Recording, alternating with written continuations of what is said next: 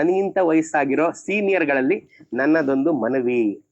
20 ವರ್ಷದಿಂದ 60 ವರ್ಷದವರೆಗೆ ಹಗಲು ರಾತ್ರಿಗಳನ್ನ ಒಂದು ಮಾಡಿ ಬೆವರು ರಕ್ತ ಸುರಿಸಿ ಸಂಪಾದನೆ ಮಾಡಿ ಏನೋ ನಿಮ್ ತಕ್ಕ ಮಟ್ಟಿಗೆ ಒಂದು ಸಂಸಾರ ಕಟ್ಟಿರ್ತೀರಾ, 4 ಕಾಸು ಉಳಿಸಿರ್ತೀರಾ, ಸೈಟು ಮನೆ ಏನಾದ್ರು ಮಾಡ್ಕೊಂಡಿರ್ತೀರಾ, ಒಂದಷ್ಟು ಏನೋ 4 ಕಾಸಾದ್ರೂ ಒಂದಿಷ್ಟು ಸೇವಿಂಗ್ಸ್ ಮಾಡಿ ಇಟ್ಟೇ ಇರ್ತೀರಾ, ಇಲ್ಲಾಂದ್ರೆ ಏನೋ ಒಂದ್ ಸಣ್ಣ ಪ್ರಾಪರ್ಟಿನಾದ್ರು ಮಾಡಿಟ್ಟಿರ್ತೀರಾ.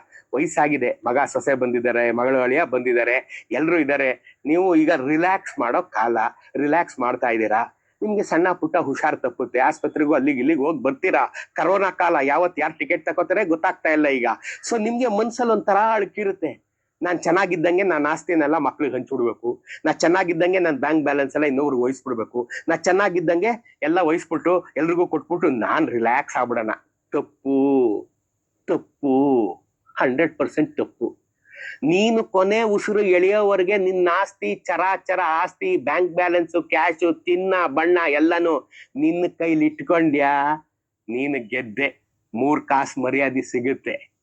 ಸಾಯಕ್ ಮುಂಚೆನೆ, ಬಹಳ ಮುಂಚೆನೆ ಎಲ್ಲಾನು ಇನ್ನೊಬ್ರು ಕೊಟ್ಬಿಟ್ಯಾ. ಮಕ್ಳು ಮರಿ, ಮಗ ಅಳಿಯ ಸೊಸೆ ಎಲ್ರಿಗೂ ಕೊಟ್ಬಿಟ್ಯಾ. ನಿನ್ನ ಪಾಡು ನಾಯಿ ಪಾಡು. ನಿಮ್ಮನೇಲಿ ಸಾಕಿರೋ ಶಿಡ್ಜು ನಾಯಿ, ಜರ್ಮನ್ ಶೆಫರ್ಡ್ ನಾಯಿನೂ ಒಂದೇ, ನೀನು ಒಂದೇ ಆಗ್ಬಿಡ್ತೀಯ.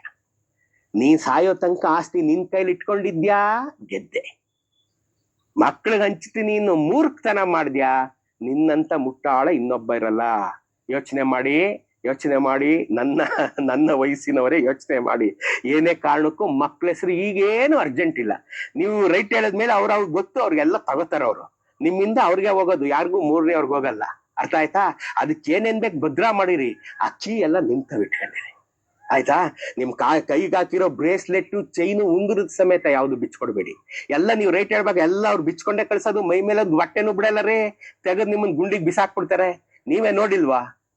ಏನೇ ಕಾರಣಕ್ಕೂ ನೀವು ರೈಟ್ ಹೇಳೋವರ್ಗೆ, ನೀವು ಅಂತರ್ಧಾನ ದೈವಾಧೀನರಾಗೋವರ್ಗೆ ಯಾರಿಗೂ ಕೊಡ್ಬೇಡಿ. ಎಲ್ಲ ನಿಮ್ಮ ಹತ್ರನೇ ಇಟ್ಕೊಂಡಿದ್ದೀರಿ.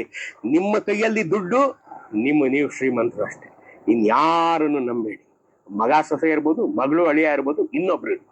ನಿಮ್ ಕೈಲಿ ಇಟ್ಕೊಂಡಿದ್ರ ನೀವು ಸುಖವಾಗಿರ್ತೀರಾ, ಕಾನ್ಫಿಡೆಂಟ್ ಆಗಿರ್ತೀರಾ. ಐ ರಿಪೀಟ್, ನೀವು ಕಾನ್ಫಿಡೆಂಟ್ ಆಗಿರ್ತೀರಾ. When you have money you are confident. Bank balance ತೀರಾ ಜಿಪುಣತನ ಮಾಡಿ ಇನ್ನು ಉಳಿಸಿ ಬ್ಯಾಂಕ್ ತುಂಬಬೇಡಿ. ಮಕ್ಳಿಗೆ, ಮೊಮ್ಮಕ್ಳಿಗೆ ನೀನ್ ಎಷ್ಟು ಕೋಟಿ ಬ್ಯಾಲೆನ್ಸ್ ಇಟ್ರು ಅದು ಕಡಿಮೆನೆ, ಅವ್ರಿಗದು ಕಡಿಮೆನೆ. ಅರ್ಥ ಆಯ್ತಾ? ಏನ್ ಮಹಾ ಇಟ್ಬಿಟ್ಟಿದ್ದ ನಮ್ಮಪ್ಪ, ಸಾಯೋವರ್ಗೆ ಇಟ್ಕೊಂಡು ನಿಗಿರ್ತಾ ಇದ್ದ ಅಂತ ನಿಮ್ಮನ್ನ ಆಡ್ಕೊಳ್ಳೋದು ಕಟ್ಟಿಟ್ಟ ಬುತ್ತಿ. ಆಯ್ತಾ? ನಿಮ್ಗೆ ಎಷ್ಟು ಬೇಕೋ ಅಷ್ಟು ಖರ್ಚು ಮಾಡಿ, ಸ್ವಲ್ಪ ರಿಲ್ಯಾಕ್ಸ್ ಆಗಿ ಖರ್ಚು ಮಾಡಿ. 5 ರೂಪಾಯಿ ಖರ್ಚು ಮಾಡೋ ಕಡೆಗೆ 7 ರೂಪಾಯಿ ಖರ್ಚು ಮಾಡಿ. ಯಾಕೆಂದ್ರೆ ಅದು ನೀವು ದುಡಿದ ದುಡ್ಡು, ನೀವ್ ಅನುಭವಿಸಿ.